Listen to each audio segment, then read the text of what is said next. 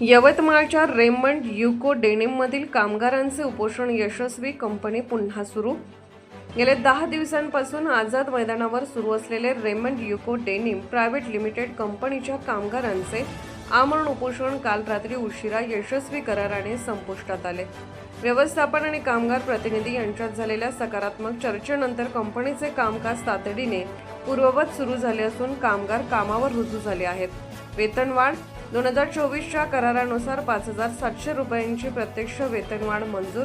निलंबन मागे निलंबित 19 कामगारांना पुन्हा कामावर घेण्याचा निर्णय। छाटणी रद्द। 500 कामगारांना दिलेली रिट्रेचमेंट नोटीस व्यवस्थापकाकडून रद्द। या यशस्वी तोडग्यासाठी आमदार बाळासाहेब मंगळकर, वकील ॲडव्होकेट वैभव येडके, कामगार विभागाचे राहुल काळे आणि युनियन नेत्यांनी महत्त्वाची भूमिका बजावली। व्यवस्थापनाच्या वतीने प्लांट हेड निगिन कुमार श्रीवास्तव आणि HR हेड चंद्रशेखर पातुरकर बैठकीला उपस्थित होते। या करारामुळे कामगारांमध्ये आनंदाचे वातावरण असून यवतमाळचा एक मोठा औद्योगिक विवाद मिटला आहे। संपादक सय्यद मतीन। मागील काही दिवसांपासून यवतमाळ येथे रेमंड कामगारांच्या वतीने जे उपोषण करण्यात येत होतं ते काल रात्री उशिरा मागे घेण्यात आलेलं आहे। रेमंड व्यवस्थापक आणि कामगारांच्या मध्ये मध्यस्थी झाल्यामुळे या प्रकारचा निर्णय घेण्यात आलेला आहे।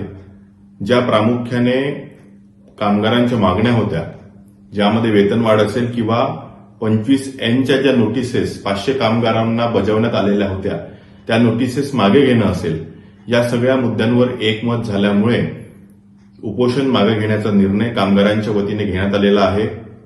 या संदर्भात ज्या कायदेशीर प्रक्रिया सुरू आहे त्या प्रोसिडिंग्स सध्या तशाच सुरू राहतील, पण यामध्ये आम्हाला अशी अपेक्षा आहे की भविष्यात या सगळ्या संदर्भात सुद्धा तोडगा निघेल। तोपर्यंत न्यायिक लढा हा सुरूच राहणार आहे। Subscribe now and press the bell icon.